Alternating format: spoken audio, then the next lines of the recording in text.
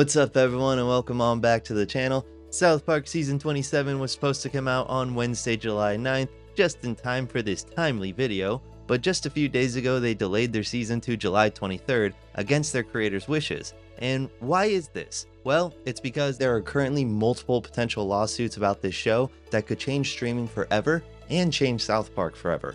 Warner Discovery has been suing Paramount since 2023 for fucking them over after Warner gave them $550 million for South Park streaming rights, only for Paramount to find a legal loophole that keeps the show from appearing on HBO Max. And most recently, the South Park creators themselves are threatening legal action against Skydance Media, the company currently trying to merge with Paramount, because apparently Skydance is throwing themselves into South Park's next streaming negotiation, even though Skydance does not own Paramount currently, and right now they should have no legal say in any of these negotiations. And this led to South Park ultimately being delayed because they still don't have a streaming home for South Park. So I wanted to go through these lawsuits, what's going on in them, and why this matters not just to South Park, but also how these two legal cases could reframe the entire streaming system and Hollywood as we know it. But before we get into all of that, please don't forget to subscribe to my channel. I do deep dives on the film and TV industry and break down news, so if you're into any of that, please come along for the journey. Thank you so much for watching, but let's get into it. So this all started back in 2019 when Warner Discovery bought the streaming rights to South Park to air all episodes on HBO Max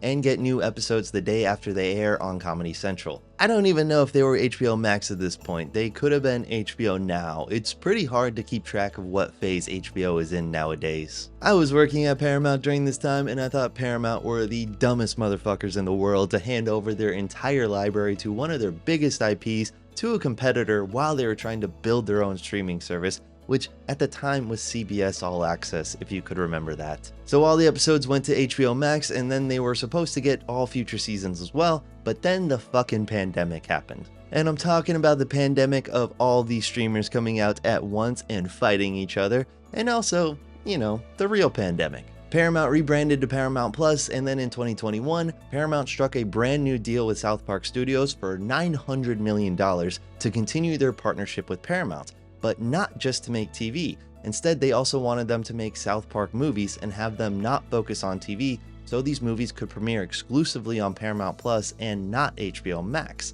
This was seen as a fuck you deal to Warner, who then sued them in 2023, and yeah, it was a fuck you deal. Paramount totally fucking knew what they were doing in this. In my opinion, here's what happened.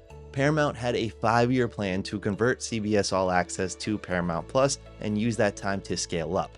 They took the Warner deal early in order to get money up front and help fuel this plan, but then the pandemic happened and everyone needed a streamer immediately and they rushed all their plans.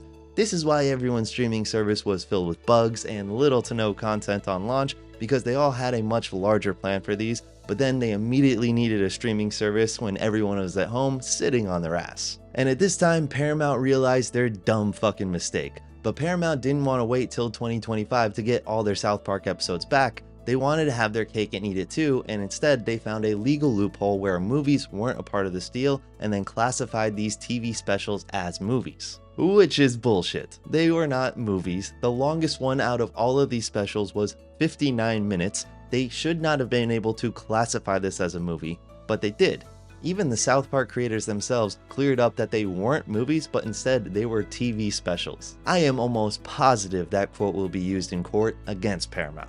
But it's pretty obvious that Paramount did this to still have some type of South Park content on their platform, provide less value to HBO Max, and make it so Matt Stone and Trey Parker can't work on new TV episodes that would go to HBO Max because they're too busy making these movies that would go exclusively on Paramount Plus. And Paramount even tried throwing out this lawsuit, but they were denied and they will most likely be going to trial later this year. And this will be a finicky trial. Even though I know Paramount definitely acted in bad faith and knew what they were doing, they're not technically wrong.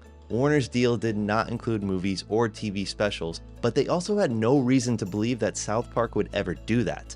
South Park has had longer narratives and event-style episodes like Imagination Land or the 2-part Muhammad Saga or Good God Go's 2-part episode, so even when they do these longer episodes or specials, they were still framed, shaped, and released as TV episodes. So they have this one lawsuit which could potentially rework how streaming deals are made, and I'll get into the ramifications of that in just a little bit, but they also have another lawsuit that is potentially happening.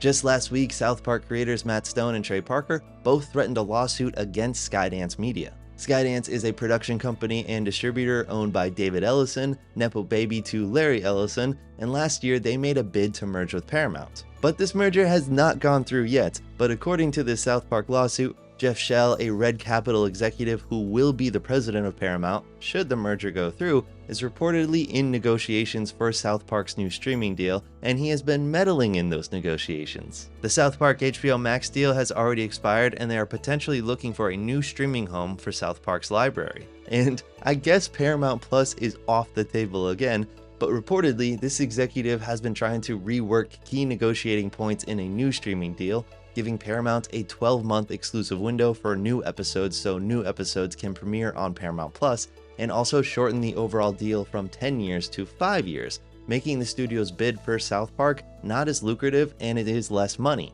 And this whole thing matters very deeply to the creators of South Park. They were very smart knowing streaming would be a thing back in the day, and in 2007 they negotiated a deal that they would get 50% of all streaming profits. So for HBO Max, they got $225 million off of that deal alone.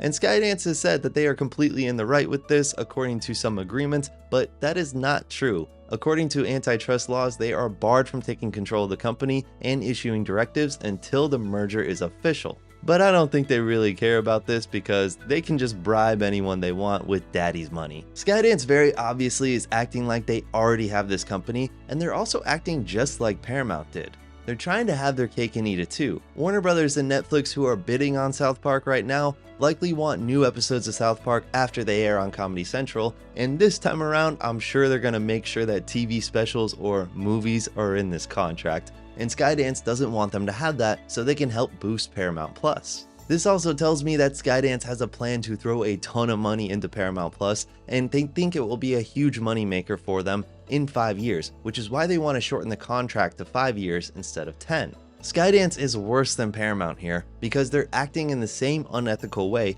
but this time it's actually very illegal. And because of these actions, a new streaming deal has not been worked out just yet, and that caused Paramount to delay their newest season to July 23rd so they can continue to work out this new deal, because Paramount wants these new episodes on Paramount Plus. But because they keep extending the HBO Max deal to house their current South Park library, HBO Max would get those new episodes under that extended deal, and that's what Skydance doesn't want. And this has pissed off the creators of South Park, and they responded saying that this merger is a shit show and it's fucking up South Park. We are at the studio working on new episodes and we hope the fans get to see them somehow. So why does all this matter? Well, it matters deeply if you are a fan of South Park. South Park's deal with Paramount is up in 2027, and my guess is if South Park keeps getting pissed off at their brand new daddy, they will walk away, and that means South Park will not be getting any new episodes, TV specials, movies, whatever you legally want to call it. South Park Studios jointly owns South Park with Paramount, and while that is more than most creators get,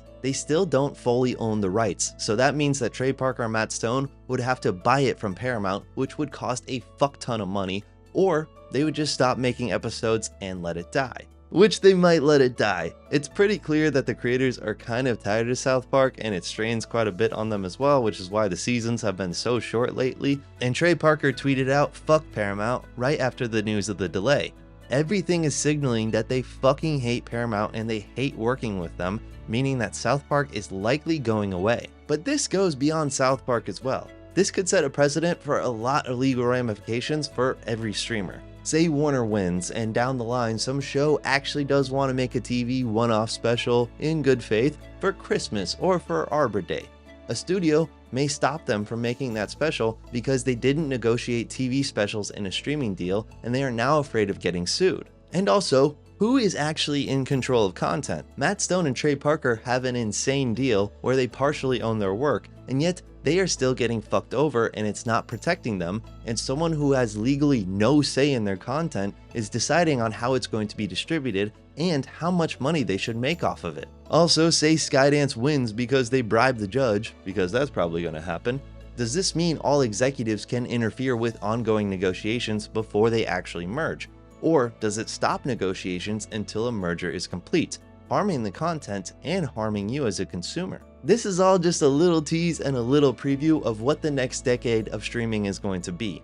It was all fun a few years ago, But now with multiple streamers, multiple avenues of releasing content, we are now in the next phase of the streaming wars. And after all this is said and done, my only real hope about this is that South Park makes an amazing episode about this. They already took a fair amount of shots during their actual streaming wars episodes, but my guess is part 3 is coming soon. I can't wait to see how they portray these money hoarding executives. Let me know what you think about all this in the comments below. Thank you so much for watching. If you enjoyed this video, please remember to like and comment. It really does help push the videos out. And please don't forget to subscribe as well. And if you do, I'll see you in the next one. Thanks.